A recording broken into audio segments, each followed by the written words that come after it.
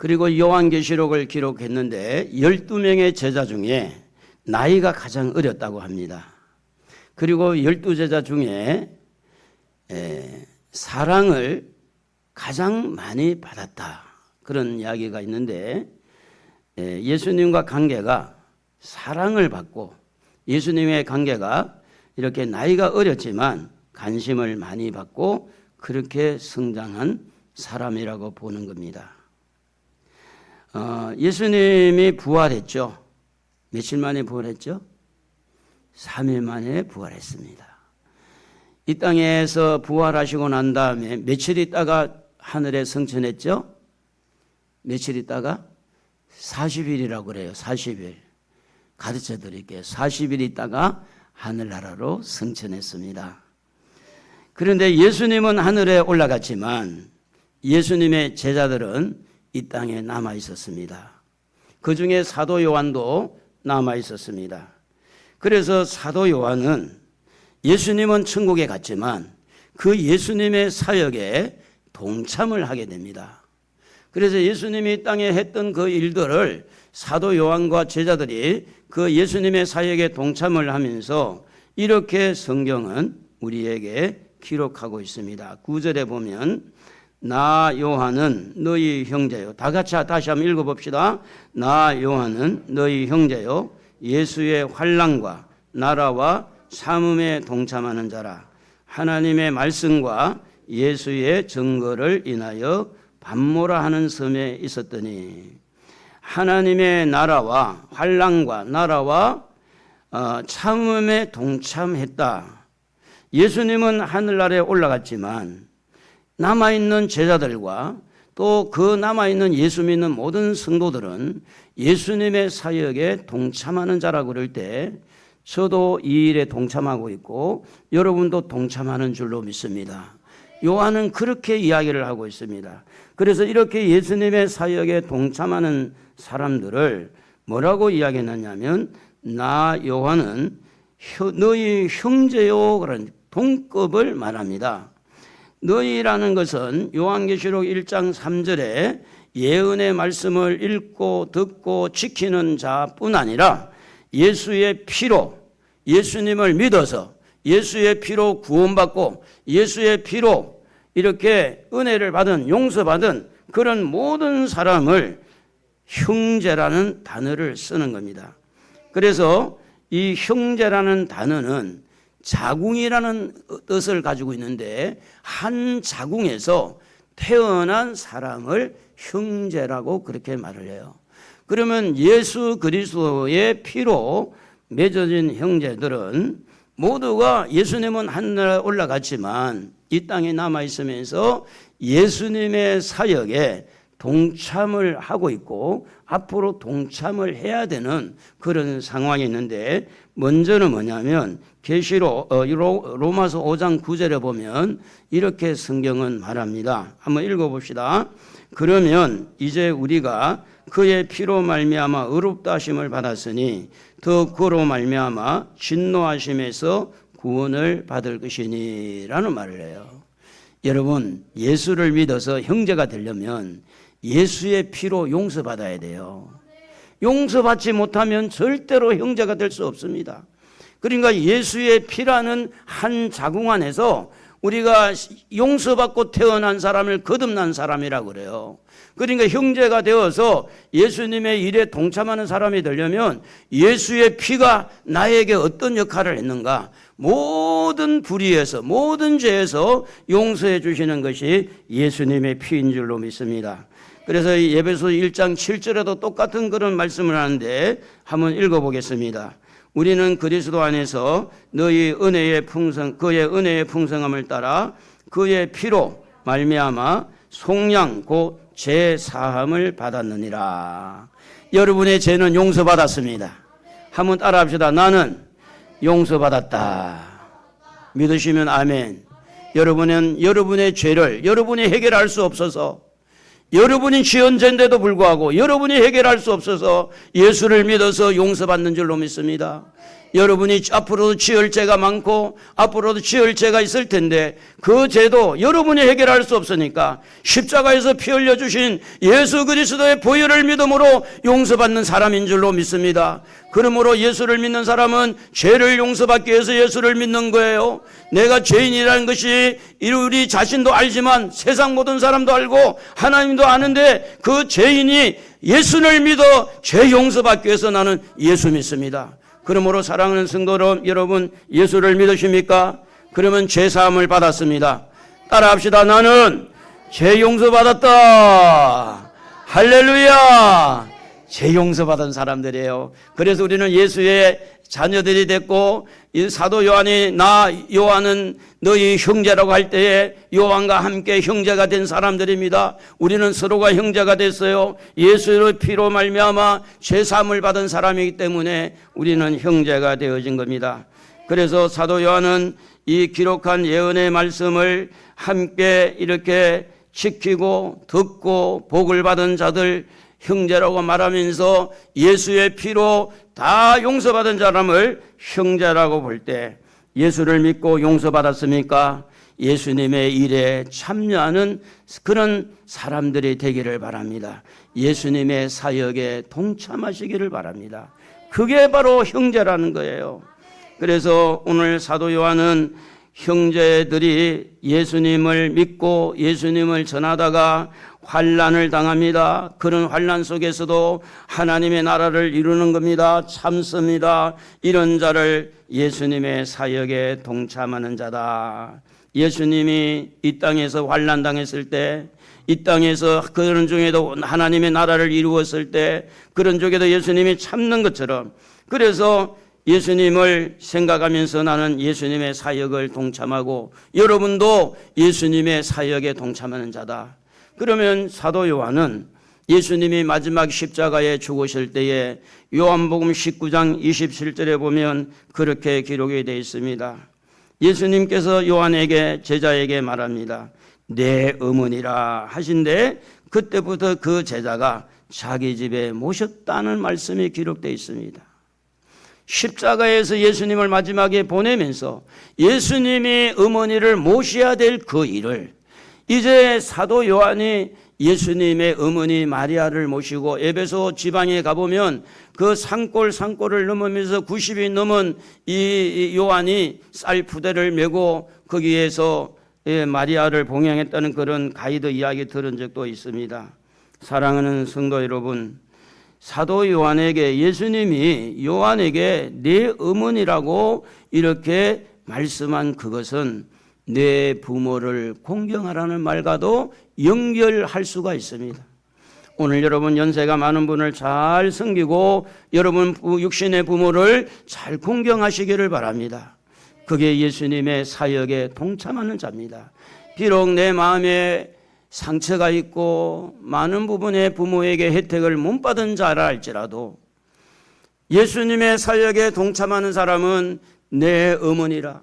예수님은 이 땅에 없어서 천국에 갈지라도 남아있는 제자들에게 예수님이 해야 될 일들에 이렇게 일할 수 있도록 내 어머니라고 말한 것처럼 오늘 영적인 부모에게 또 이 육적인 부모에게 이렇게 잘 섬기고 효도하는 그것이 바로 예수님의 사역에 동참하시는 줄로 믿습니다. 영적인 부모에게 잘해야 됩니다. 나를 전도하고 나에게 말씀을 가르쳐주고 상담을 하고 멘토가 되고 또 이모저모로 이렇게 나를 영적으로 이끌어주는 영적 부모에게 또 육신으로 학교를 보내고 밥을 먹이고 옷을 입혀주는 이렇게 육신의 부모에게 이렇게 잘하는 것이 육신으로서 이렇게 인간적으로 하는 것이 아니라 예수님의 말씀을 붙들고 예수님처럼 나도 예수님의 그 사역에 동참하는 자가 되어야 된다. 할렐루야. 그래서 사도 요한은 이렇게 예수님의 말씀을 가지고 이렇게 제자들에게 너희도 예수님의 사역에 동참하는 자고 나도 예수님의 사역에 동참하는 자다. 사도 바울은 이 예수님과 관계해서 그런 이야기를 했어요. 예수님의 사역에 동참을 하다 보니까 자기 몸에 흔적이 있다 이렇게 말합니다. 십자가의 고난의 흔적을 몸에 지녔다고 갈라디아 6장 17절에 기록하고 있습니다. 한번 읽어보겠습니다. 이후로는 누구든지 나를 괴롭게 하지 말라.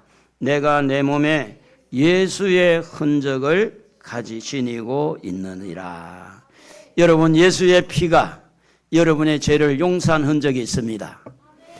예수의 피가 여러분의 모든 죄에서 자유함을 주시는 흔적이 있습니다. 예수의 십자가를 통해서 여러분의 마음의 죄의 무거운 짐을 다 떨쳐내고 평안을 얻는 그런 흔적이 여러분에게 있는 줄로 믿습니다. 다른 말로 말하면 십자가의 이 흔적은 예수의 십자가를 통해서 제사함 받은 은혜의 흔적이요, 예수님의 그 십자가를 통해서 죽을 수밖에 없는 이 사람을 생명으로 인도하시는 영생을 얻는 은혜의 축복을 주셨다는 흔적입니다. 그러므로 이 흔적은 여러분 누구도 그 흔적을 지울 수가 없습니다. 내가 용서를 받았고 내가 영생을 얻었고 내가 영원한 천국을 바라보는 것은 내 때문이 아니라 나를 위해서 죽으신 예수의 십자가 때문에. 여러분, 묘지마다 비석이 있잖아요.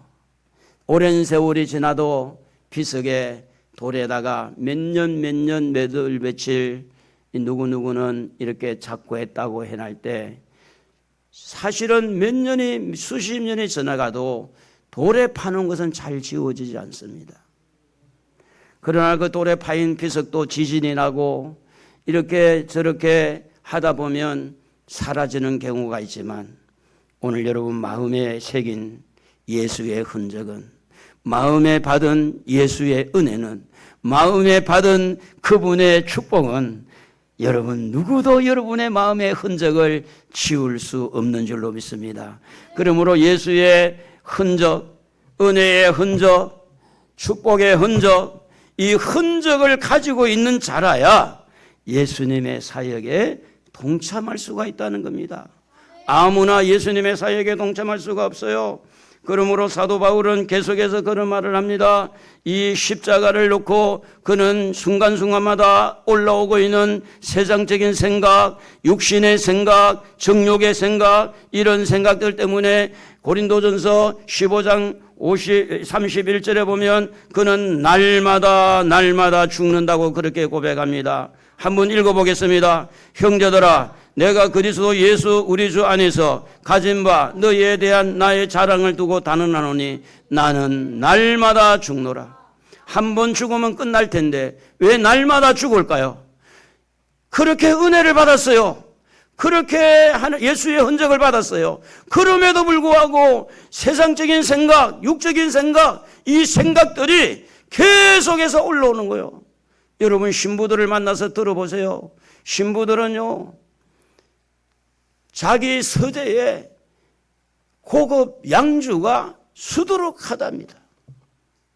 왜 그런 양주를 먹고 술을 먹고 그렇게 하느냐? 우리가 추측건데 결혼을 하지 않고 젊은 이 청년이 이제 신부가 되어서 장가를 가지 않고 그 모든 것을 이기려고 육적인 어떤 정욕을 이기려고 할 때 그냥 이길 수 없으니까 그냥 술을 먹고 체해서 자는 거예요. 그래서 신부가 제일 처음에 훈련하는 게 뭐냐? 술 먹고 자는 연습을 키운답니다. 술을 먹고 자는 거예요. 취해서 잊어먹고 자는 거예요. 여러분, 사도 요한도 장가를 가지 않았어요. 세상에 살면서 육적으로 이렇게 올라오는 정욕과 물욕과 세상적인 어떤 그런 명예욕들이 얼마나 날마다 치솟아 올라오는 이것 때문에 사도 바울은 그렇게 기도 많이 하고 그렇게 은혜 많이 받고 그렇게 예수의 흔적을 받은 사도 바울도 날마다 죽는다고 고백하고 있는 것은 무슨 이야기입니까? 예수의 사역에 참여하려고 하니까 이 육신의 생각, 육신의 정욕 이런 것들이 자꾸만 걸리는 거예요. 원망이 올라오기도 하고 불평이 올라오기도 하고 실망과 좌절이 올라오기도 하고 이것을 날마다 십자가에 죽이면서 나는 날마다 죽노라고. 우리도 한번 해봅시다. 나도 날마다 죽습니다. 죽어야 합니다. 날마다 죽어야 됩니다. 올라오고 있는 이것들을 죽여야 합니다. 그래야 예수님의 사역에 동참할 수가 있다고 하는 것입니다.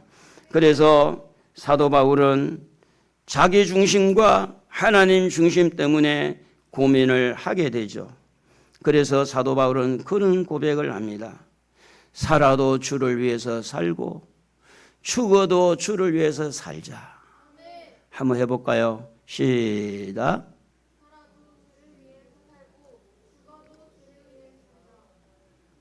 다시 한번 저를 따라해 보세요. 살아도 주를 위하여, 죽어도 주를 위하여. 조금 어떻게 여러분 마음이 땡기지 않을 수 있어요. 왜냐하면 내가 지금까지 살아온 흔적들이 나를 위해서 살았으니까, 내 가족을 위해 살았으니까, 내가 살아가는 목적이 나였고, 내가 살아가는 그 모든 행태가 나의 삶을 이렇게 살았기 때문에 이것이 낯설 수가 있습니다. 사도 바울은 이것을 놓고 결정을 합니다. 살아도 주를 위해 살자. 죽어도 주를 위해 죽자. 주님의 사역에 동참하자. 로마서 14장 7절 8절 읽어보겠습니다. 우리 중에 누구든지 자기를 위하여 사는 자가 없고 자기를 위하여 죽는 자도 없도다.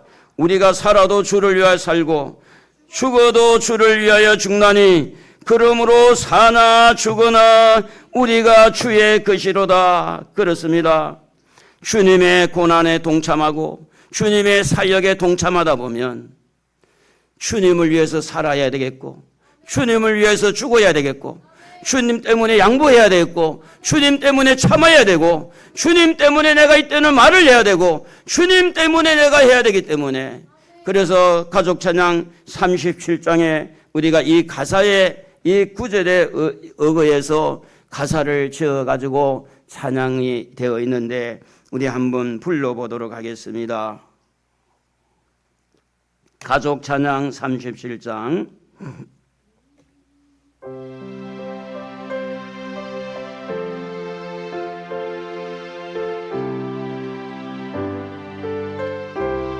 요래 손을 올릴 수 있으면 좋겠습니다. 이제 내가 살아도 주 위에 살고 이제 내가 죽어도 주 위에 죽네. 하늘 영광 보여주며 날 오라 하네. 할렐루야 찬송하며 주께 갑니다. 그러므로 나는 사나 죽으나 주님의 것이요.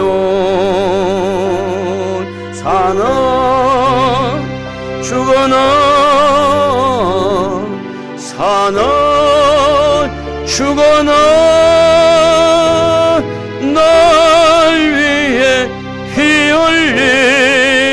흘리신 내 주님의 것이요.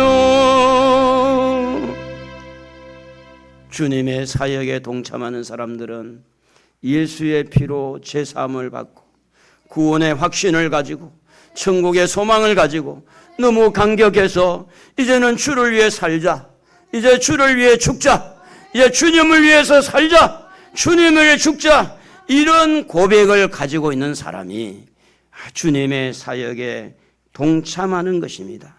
뿐만 사도 요한은 이렇게 말합니다. 나라라는 단어를 썼어요. 바실레니아, 나라. 이 나라, 하나님의 나라가 어디 있습니까? 하나님의 나라가 어느 때 임합니까? 라고 질문하기를 누가복음 17장 20절에 보면 예수님께서 대답하되 이르시되 하나님의 나라는 볼 수 있게 임하는 것이 아니요 또 여기 있다 저기 있다고도 못하리니 하나님의 나라는 너희 안에 있느니라. 오늘 우리의 마음에 하나님의 나라가 있다라고 성경은 기록하고 있습니다. 예수님을 모신 마음이 하나님의 나라입니다. 성령님을 모신 마음이 하나님의 나라입니다. 다시 말한다면 하나님의 다스림을 받고 있는 이 마음이 하나님의 나라라는 겁니다. 나라라는 것은 국토가 있고 지도자가 있고 백성이 있는데, 오늘 우리의 마음에 하나님이 지배하고 하나님이 내 마음을 다스리는 것을 우리 마음에 하나님의 나라라고 말을 하는 겁니다. 그래서 우리 마음에 여러 가지 마음이 있을 수가 있는데, 신명기 6장 5절에 보면 너는 마음을 다하고 뜻을 다하라고 말합니다. 마가복음 13장 20절에도 보면 네 마음을 다하고 목숨을 다하고, 하나님의 나라가 이루어져서 이 마음이 끝돌지 아니하고 마음을 하나로 묶어서 하나님에게 집중하고 하나님을 향해서 내가 이제 하나님에게 다스림 받기를 원합니다. 하나님, 내 마음을 지배하여 주옵소서. 내 생각을 지배하여 주옵소서. 그래서 하나님의 나라가 이루어지는데 제일 처음에 이루어지는 게 뭐냐? 마음에 하나님의 나라가 이루어지는데,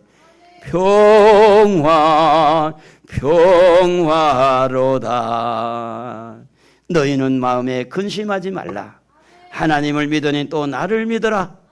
하나님은 우리의 마음에 평안을 주시는 겁니다. 하나님의 나라가 이루어진 사람들은 하나님의 말씀에 지배를 받으면서 마음이 평안해지는 거예요. 그래서 하나님의 나라는 먹는 것과 마시는 것이 아니라고 로마서 14장 17절에 기록하기를, 오직 성령 안에서 의와 평강과 희락이라고 말씀을 하는 겁니다. 사랑하는 성도 여러분, 우리가 삶에 찌들고 많이 어려움이 있더라도 우리의 마음에 하나님의 나라가 이루어지고, 그리고 예수의 피로 의로워지고, 할렐루야, 우리 마음이 평안해지고, 그리고 희열이 넘쳐서 기쁨이 이루어지는 것이 하나님의 나라인 줄로 믿습니다. 이 마음의 평강이라고 하는 에이레네라고 하는 이 단어는 어떤 관계나 태도를 의미하지 않고 어떤 상태를 말하는 겁니다. 평화스러운 상태, 평강이라는 것은. 이 희락이라고 하는 이 기쁨, 카라라고 하는 이 단어인데, 이 단어는 즐거워하다, 기뻐하다, 이 단어에서 유래가 되었다고 합니다. 하나님이 다스리는 우리 마음에 하나님의 나라가 먹는 것과 마시는 것이 아니라 의와 평강과 희락이라 할 때, 다른 말로 말하면 하나님의 나라는 행복해야 된다는 겁니다. 하나님의 백성은 행복해야 돼요. 여러분이 행복하지 아니하면 세상에 어떤 누구도 행복하지 않습니다. 말이라도 해봅시다. 나는 행복합니다. 여러분, 행복하시기 바랍니다. 건강이 좀 부족해도 행복하길 바랍니다. 물질이 좀 부족해도 행복하기 바랍니다. 오늘 여러분의 마음에 여러 가지 염려와 걱정이 있더라도 행복하시기 바랍니다. 사람은요, 행복을 찾아서 행복을 누리려고 해야 행복이 오는 거지, 누가 행복을 가져다 주는 건 아닙니다. 내가 행복하려고. 그래서 내가 행복을 하는데 돈이 있으면 행복할까? 건강이 있으면 행복할까? 거기서 행복을 찾지 마시고, 먹는 것과 마시는 것이 아니라 용서받은 것, 성령 안에서 평강을 누리는 것, 우리가 기쁨을 누리는 것, 이 먹는 것과 마시는 것이 아니고 의와 평강과 희락이라는 것을 기억하고, 오늘 슬픔을 이기고 하나님께서 주시는 평강을 누리시기를 바랍니다. 그러려면 내구성이 강해야 됩니다. 기아의 자동차와 현대의 자동차가 키스를 했어요. 이 키스를 너무 세게 했어요. 그런데 기아의 차가 건강할까요? 현대차가 건강할까요? 어느 차일까요? 키스를 안 해본 사람은 잘 모르실 거예요. 여기 힐스테이트 5단지 옆에 기아의 옛날에 프라이드라고 하는 차가 있었어요.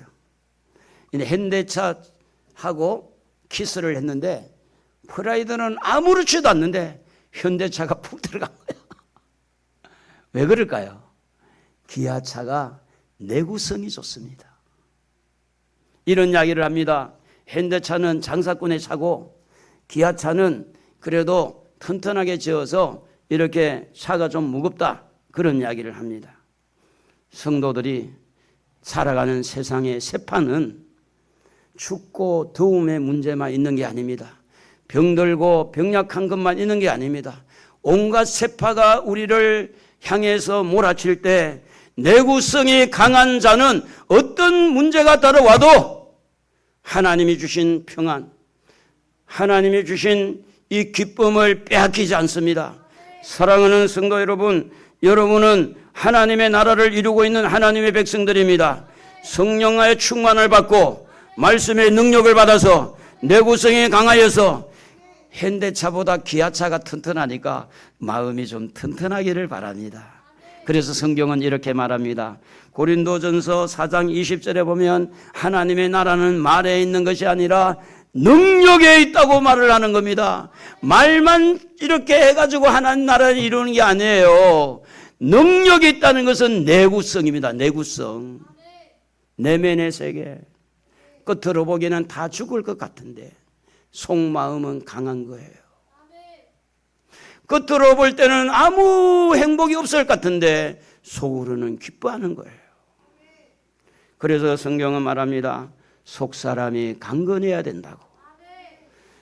겉사람은 후패하나 속사람은 날로 새로워진다고. 예수 그리스도 안에게는 새로운 피조물이라고 성경은 기록하고 있습니다. 그래서 사도 바울은 계속해서 고백합니다. 나는 일체의 비결을 배웠다고.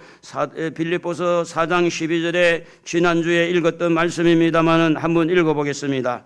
나는 비천에 처할 줄도 알고 풍부에 처할 줄도 알아. 모든 일 곧 배부름과 배고픔과 풍부와 궁핍에도 처할 줄 아는 일체의 비결을 배웠노라. 할렐루야. 내구성이 강한 사람은요 풍부한 데 처해도 교만하지 않습니다. 아주 비천에 처해도 비굴하지 않습니다. 떳떳하게 하나님과 함께 손잡고 주님요 이 손을 꼭 잡고 가소서. 약하고 피곤한 이 몸을 폭풍을 흑암 속 해치사 빛으로 손잡고 날 인도하소서. 성령 하나님이 여러분과 함께합니다. 우리 하나님이 여러분의 손을 잡아줍니다. 여러분 앞길을 열어줍니다. 여러분 등 뒤에서 밀어주고 있습니다. 힘들고 어렵다고 해서 여러분 낙심하고 실망하지 마시고 여러분 속사람을 강하게 해서 여러분이 가지고 있는 하나님의 나라, 그 하나님 나라는 비천에 처할 줄 알고 풍부에 처할 줄 아는 것처럼 전천후 인생이 되어지는 겁니다. 어제 그저께 목발 짚고 다니엘 기도회에 나왔던 이제 양진철 목사님인가, 이분은 고등학교 때 눈의 시력이 한쪽에 실명이 되고 태어날 때부터 소아마비가 돼가지고 그래가지고 이제 되어졌는데 이 설교를 간증을 하는데 조용하게 해요. 조용히 하는데 근데 왜 그렇게 눈에서 눈물이 나나요? 왜 그렇게? 왜 내 눈에서 그렇게 눈물이 나냐고. 그래서 말도 좀 이렇게 강하게 하지도 않고 정말 귀를 쫑긋 세워야 들을 수 있는 그런 간증과 말씀이지만 마음을 흔들어 놓는 겁니다. 근데 그분이 소아마비로 겨우 운동을 해가지고 양쪽 목발을 짚고 다니면서 이제 목사로서 사역을 하는데, 여러분 하늘나라 갑시다. 하늘나라 가봅시다. 소아마비가 있을까요? 하늘나라에 가봅시다. 암 환자가 있을까요? 하늘나라에 가봅시다. 얼굴이 죽을 줄 아는 노인네들이 있을까요? 하늘나라에 가봅시다. 천국이 있습니다. 우리가 천국을 바라보고 내공을 키워야 됩니다.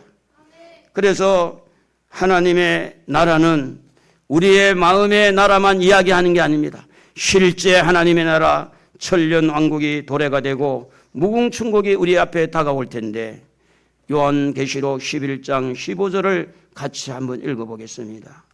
일곱째 천사가 나팔을 불매 하늘에 큰 음성들이 나서 이르되 세상 나라가 우리 주와 그의 그리스도의 나라가 되어 그가 세세토록 왕노릇 하시리로다. 누가 왕노릇을 할까? 계시록 20장 4절에 보니까 또 내가 보좌들을 보니 거기에 앉은 자들이 있어 심판하는 권세를 받았더라. 다 같이 또 내가 보니 예수를 정언함과 하나님의 말씀 때문에 목배임을 당한 자들의 영혼들과 또 짐승과 그의 우상에게 경배하지 아니하고 그들의 이마와 손에 그의 표를 받지 아니한 자들이 살아서 그리스도와 더불어 1000년 동안 왕노를 하니 1000년 왕국이 우리 앞에 다가오고 있습니다. 무궁천국이 우리 앞에 다가오고 있어요. 우리가 이 땅에만을 위해 사는 것이 아닙니다. 하늘나라가 있어요. 천년왕국이 다가오고 있어요. 그러므로 사랑하는 성도 여러분, 이 땅에서 절룩거린다고 해서 천국까지 가서 절룩거리는 게 않습니다. 주님의 능력으로 새 사람을 만들어요. 치료해 줍니다. 병이 들지 않고 늙지 않는 몸으로 바꾸어 주는 겁니다. 호련히 변화가 되어진다는 것입니다. 순교자들에게 보상해 주죠. 하나님 말씀을 지키려고 하다가 고난당한 자들의 눈물을 닦아주면서 천년 왕국 동안에 왕의 자리를 주는 겁니다.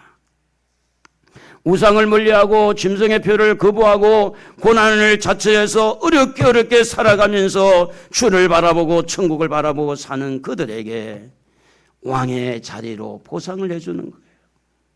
요한계시록 20장 6절에 보면 이 첫째 부활에 참여한 자들이 복이 있고 거룩하도다. 둘째 사망이 그들을 다스리는 권세가 없고 도리어 그들이 하나님과 그리스도의 제사장이 되어 1000년 동안 그리스도와 더불어 왕노릇 하리로다. 할렐루야. 여러분, 예수님의 사역에 동참하시기를 바랍니다. 그분이 주시는 은혜를 받고 힘들다고 짜증내지 마시고 어렵다고 실망하지 마시고 천국을 바라보고 속사람이 강건해서 천국을 바라보고 사십시다.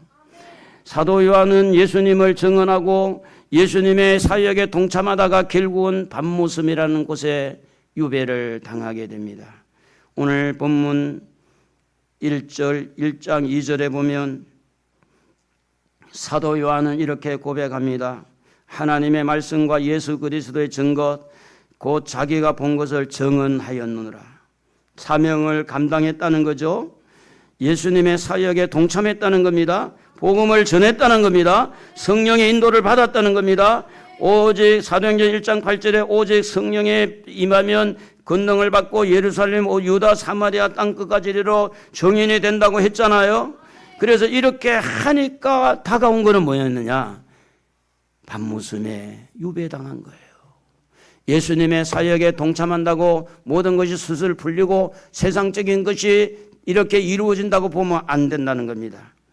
그는 고린도전서 15장 3절에 보면 성경대로 그리스도께서 우리 죄를 위하여 죽으시고 성경대로 3일 만에 살아난 것을 증거하다가 결국은 사도 바울도 또 오늘 읽은 이 사도 요한도 예수님 증거하다가 핍박을 받고 요거도 먹고 예수님 말하다가 그런데 말을 안 할 수가 있나요? 예수님의 사역에 동참하는 자가 은혜의 흔적이 있는데 생명의 흔적이 있는데 말을 안 할 수 없잖아요. 십자가의 은혜를 전하는 거죠. 부활의 소망을 전하는 겁니다. 그래서 예수님은 하나님이십니다. 예수님은 창조주이십니다. 예수님은 우리의 구세주입니다. 예수님을 증언하다가 밤모라는 섬에 가두어지게 된 거예요. 여러분 어떻습니까? 예수님 때문에 요거도 먹어본 적 있어요? 예수님 전하다가 여러분 어려움을 당해본 적 있습니까?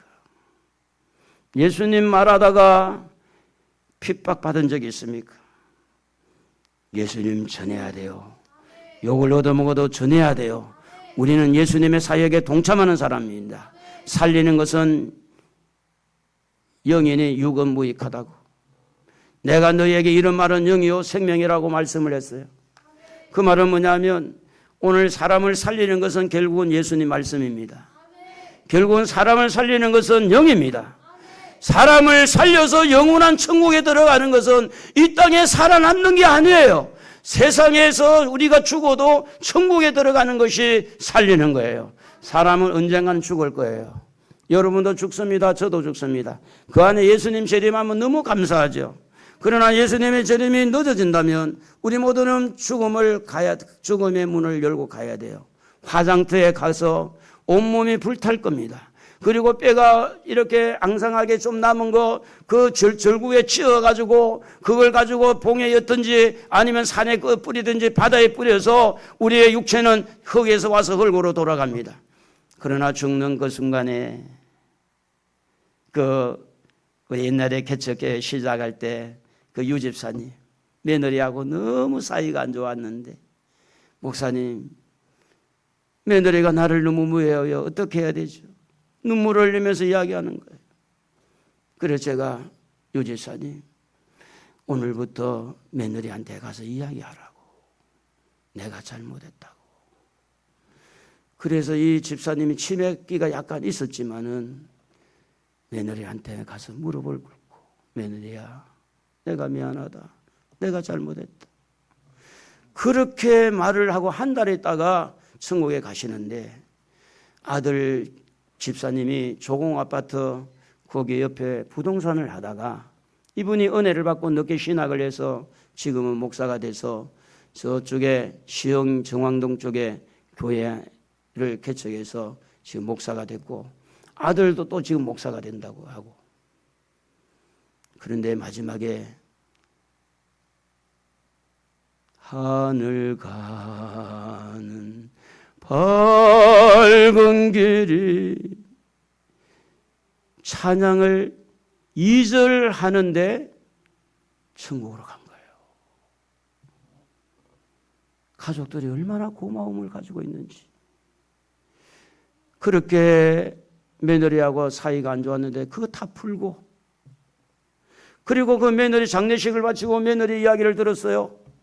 어느 날 어머니가 와서 며느리한테 미안하다 잘못하다 그런 걸 듣고 그 며느리 하는 지금은 사모님이죠.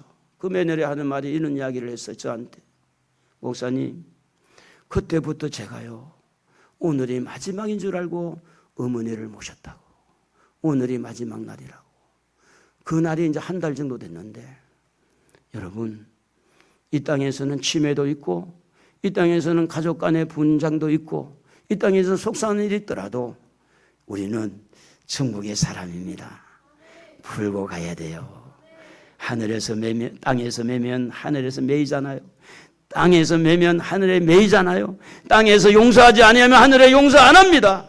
풀고 가야 됩니다. 천국은 풀고 가는 거예요. 땅에서 매여 있는 거 푸는 거예요. 땅에서 매면 하늘에도 매이고 땅에서 풀면 하늘에서 풀리는 겁니다. 이 말씀을 이상하게 꼬여서 말하면 안 됩니다. 오늘 우리는 천국에 갈 때에 어떤 나에게 상처 준 사람도 다 풀고 용서하고 하늘나라에 가야 됩니다. 할렐루야! 할렐루야! 풀고 삽시다. 풀어야 됩니다. 그래서 우리는 예수님의 사역에 동참하는 사람들인데 예수의 피로 한 형제 되었습니다. 뿐만 아니라 우리는 하나님의 나라를 이루어 왔고 앞으로도 하나님의 나라를 이루고 영원한 하나님의 나라에 들어갈 사람들입니다. 그래서 우리는 이 땅에 살아있는 동안에 예수 믿으세요. 예수님은 생명입니다. 예수님이 길입니다. 예수님 믿어야 됩니다. 오늘 우리는 예수님 증언하다가 핍박받고 어려움을 당하더라도 천국이 있으니까 우리의 속사람 내공을 살려서 여러분 모두가 예수님의 사역에 동참하는 축복을 누리기를 주의 이름으로 축복합니다. 할렐루야. 우리